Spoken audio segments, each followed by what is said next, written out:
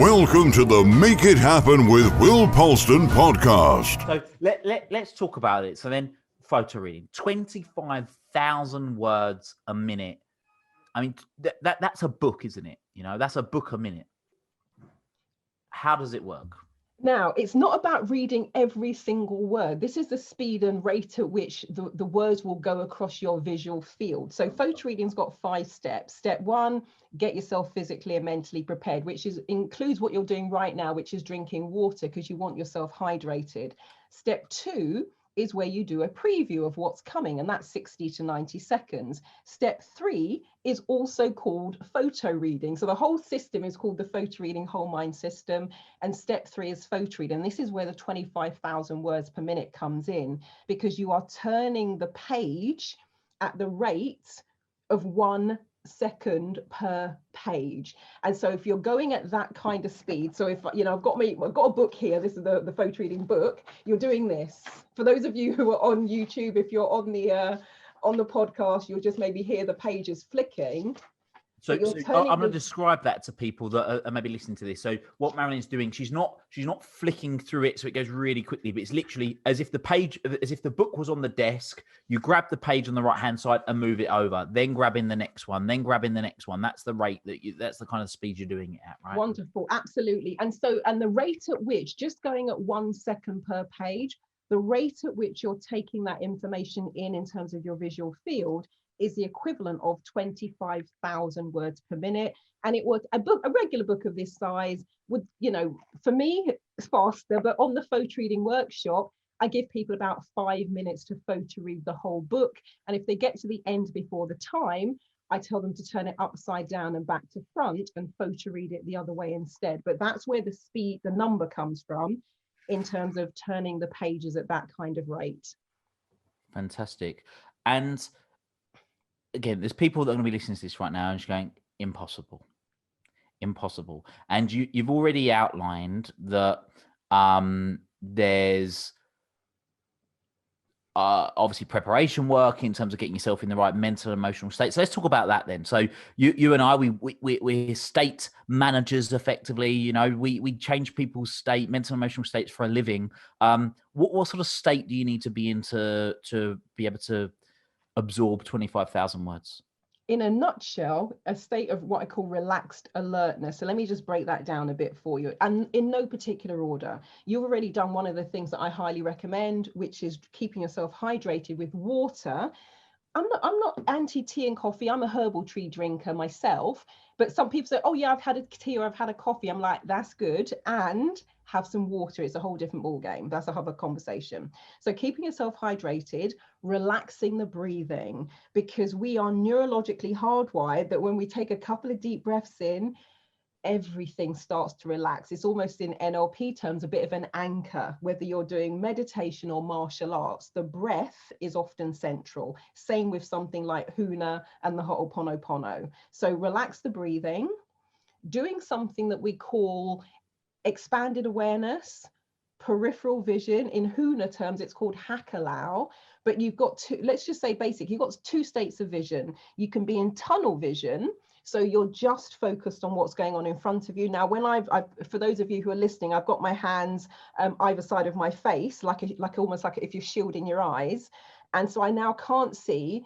To see what's on my left or my right, I have to physically turn my head. Like having blinkers on, like horses would have on, like around their eyes. Yeah, that's wonderful analogy. Thank you. I'm loving your visually kind of bringing it all to life. I love that. Thank you. So yeah, you got your blinkers on. So that's my tunnel vision.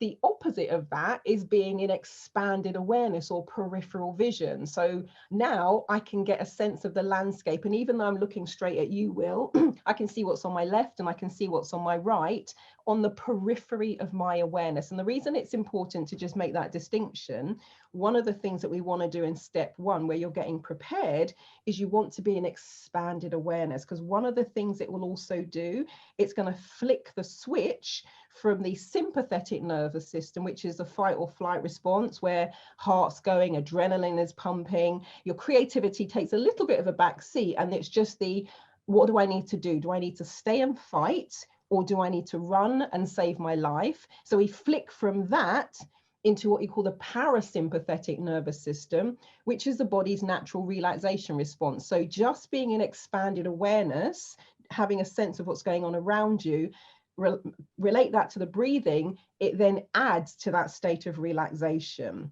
We then have something which is kind of unique to the photo-reading whole mind system, because so far I'd say that's just good practice.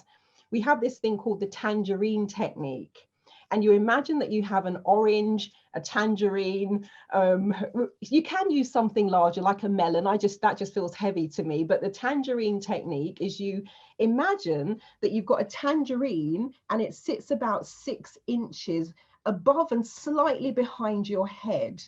What they have found that does is, rather than having your mind be wandering all over the place, what it does is it gives you a fixed point of focus. So whatever it is you're about to do is now center stage. And this is based on the work of someone called Ron Davis, who has written a book called The Gift of Dyslexia. And one of the things that he found, and that's why photo reading is great for people with dyslexia. I've worked with people with dyspraxia, even worked with people with brain damage. But one of the things that he's found is when you have a fixed point of focus above and slightly behind the head, rather than your mind wandering, it starts to bring everything into focus. So relax the breathing, expanded awareness, have your tangerine above your head, floating above your head. And then you put into that, and now this is where it kind of gets, this is almost central to the whole photo reading whole mind system. What's your purpose? Why are you reading what you're reading? What do you want to know? What do you want to learn? What do you want to take away? And what that does, again, we're back to one of the concepts I learned in NLP. We're now activating the RAS, the reticular activating system, because when you tell that part of your brain what you want, it's like a magnet.